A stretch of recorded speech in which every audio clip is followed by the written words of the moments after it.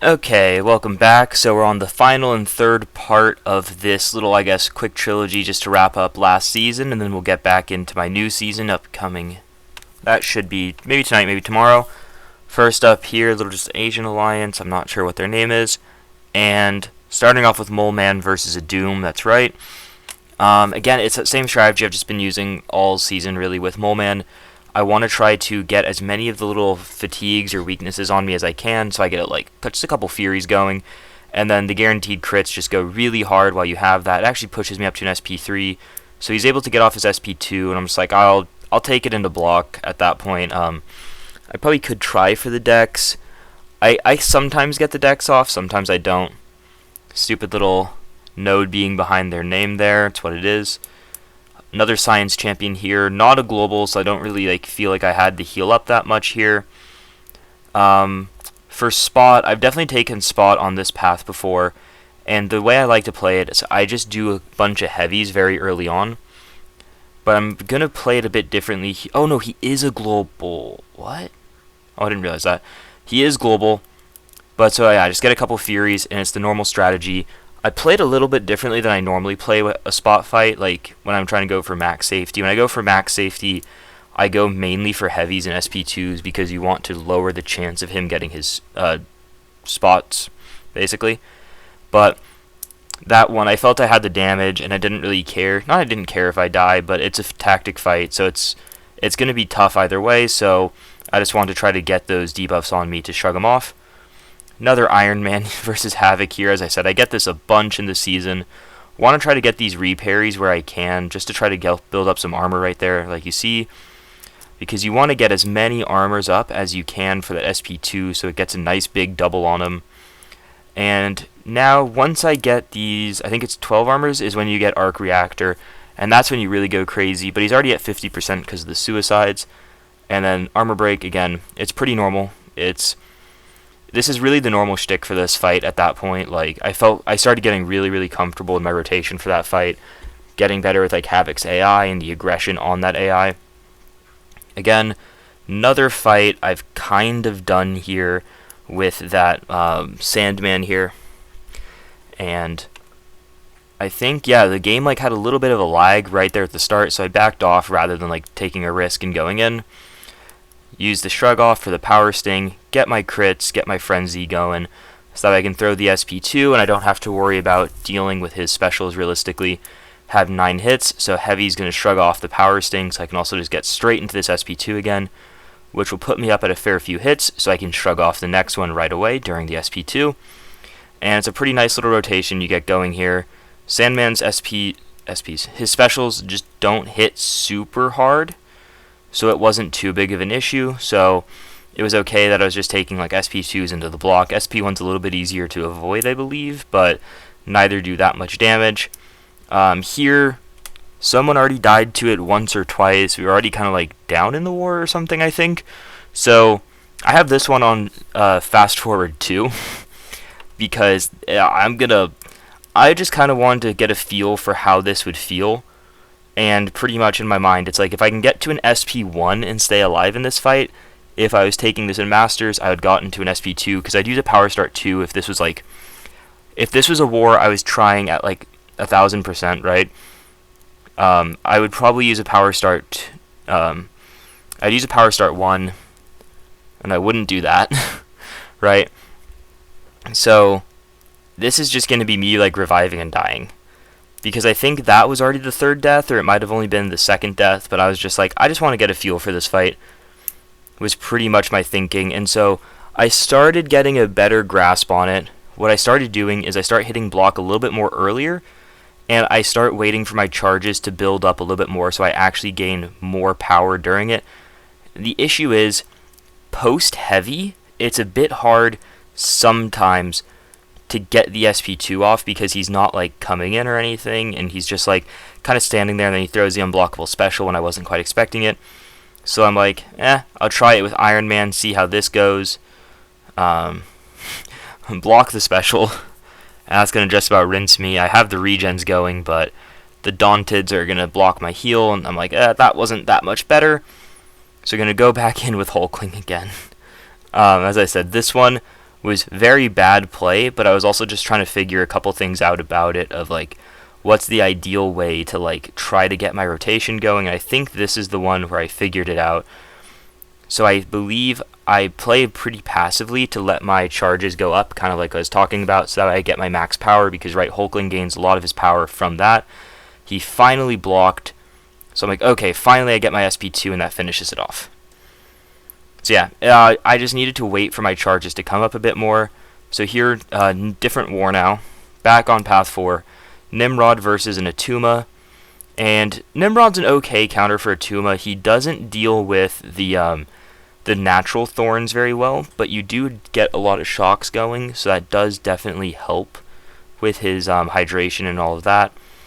And the other nice thing is, because there's Purify, there's actually a little bit of a timing you can kind of do while you're in your Titan form that lets you kind of get multiple armors in a go, but it's a little bit weird to pull off, because typically, you see there how he does the one and then he does the second hit right after. He pretty much does that every single time. So it's something you can kind of reliably get off, but it's a really odd timing is what I find. So go in for the Relic, it's going to push me up to 10, and then I get to throw my SP2 and Eradicate, and that's going to just finish it off. So that's just pretty much how the Attuma fight goes with Nimrod. That's pretty much just the base rotation. It's always kind of like that, if that makes sense. Now going in with Mole Man here for another Sandman, but this time on the first part of Path 4, so it's a little bit more of a fun fight, because the other one, right, like, you don't get damage, you get unblockable, and no one likes that. So here, my charges are just going up and up and up. I thought I triggered my Frenzy, but because of the Decelerate or the Petrify, I guess I didn't trigger the Unstoppable. But, oh, that's what it was. Sorry, not that. That is why. It has Insult to Injury, so I didn't have Ability Accuracy, so I didn't trigger it. But I had so many Furies that a single crit just finished off the fight. And right around here, I believe I cut in and I cut out? Question mark? No, I do Iron Man. I do the Iron Man fight. Again, another Iron Man fight. I did definitely enjoy this. Not necessarily more than the Warlock version of this fight. I think it was just nice having like a change of pace on what it was. But kind of like with all seasons, once you kind of get that meta and you like start figuring it out and you're just starting to do the same thing every single time, it does start getting a little bit more repetitive. Especially when it's not necessarily like as high stakes feeling as like some wars, you know?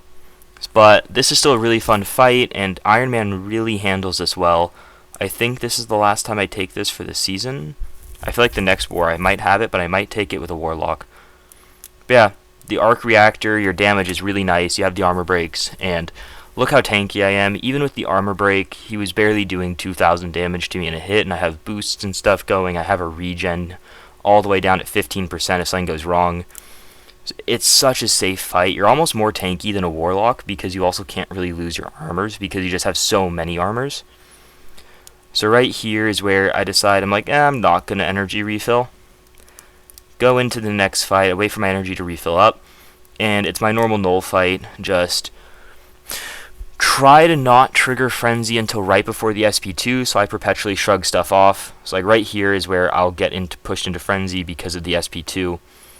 Right there I wait back, so that way I can do my 20th hit, which is a multiple of 10, so I get rid of the Power Sting, up at 29, so that's why I play back for just a second. So again, drop the Power Sting. Right there, I thought I was going to be at an SP2 for some reason.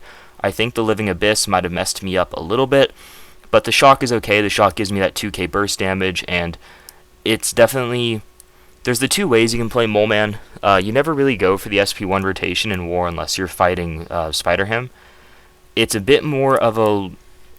I want to say it's a bit more of a long fight rotation, because it gives you the charges. It gives you back charges, and it gives you consistent damage, where in War, the SP2 is... It's kind of like Apocalypse, where like the SP1 is very useful to use if you're using Apocalypse in general, because it has like the weakness and stuff.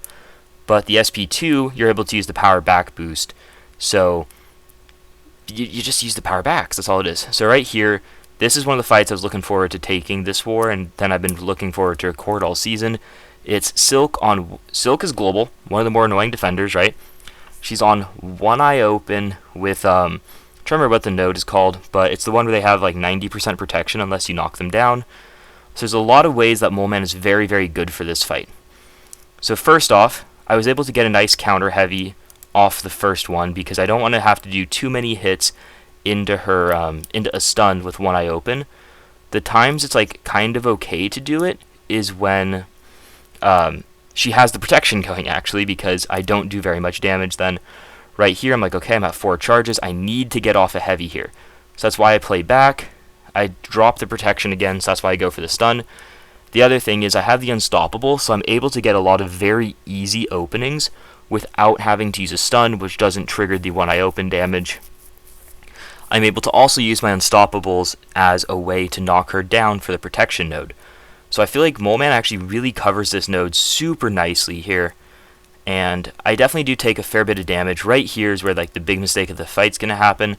I'm slamming my SP2. Do you notice how like he's like kind of jumping in the back over there? He's like shaking. That's me hitting my special button, but instead of it triggering special, she gets to trigger special first. And I almost died to that, but the bleeds fortunately were able to kill her before that. So I really, really liked Mole Man for that fight. It was a fight, when I saw it, I was like, no one is signing up for it. I'm like, well, there's no part of this Mole Man can't do, so I'm like, I'll give it a shot, guys.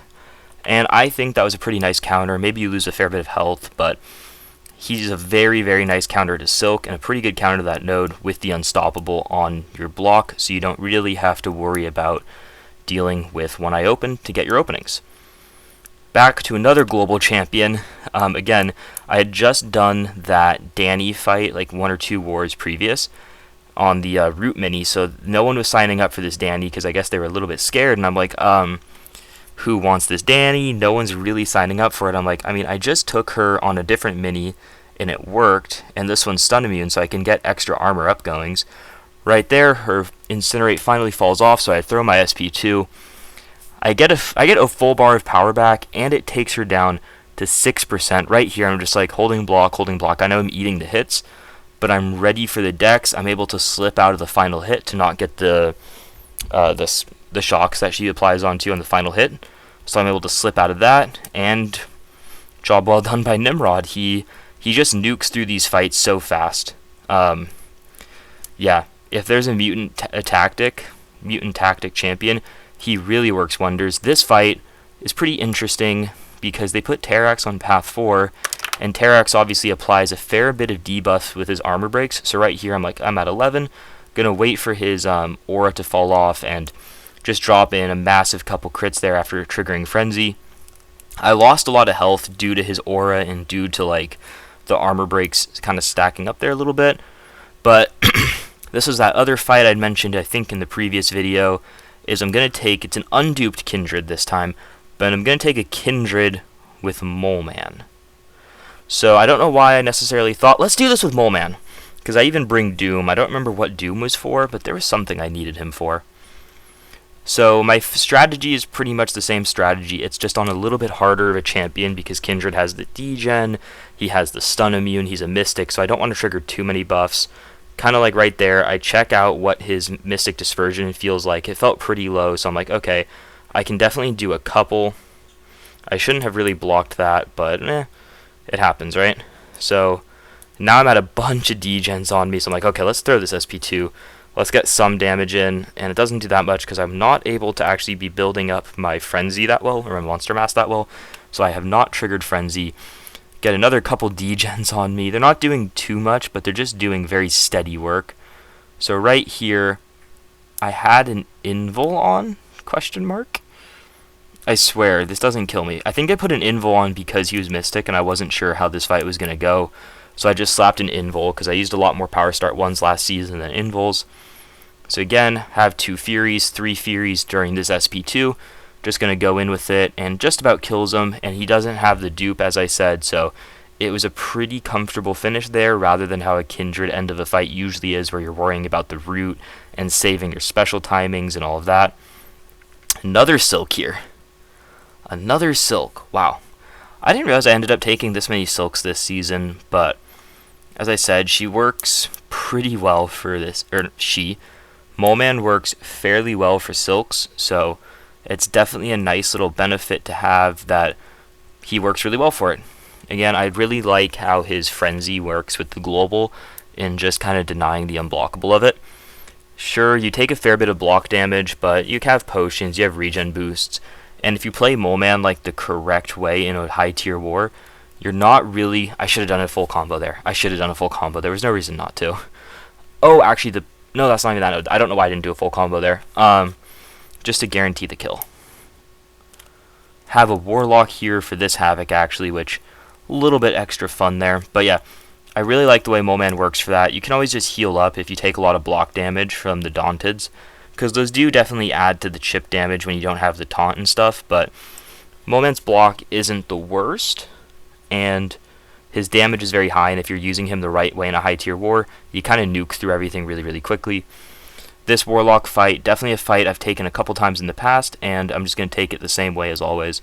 You build up that infection, don't let him SP2. I don't know why did I heavy? Why did I heavy?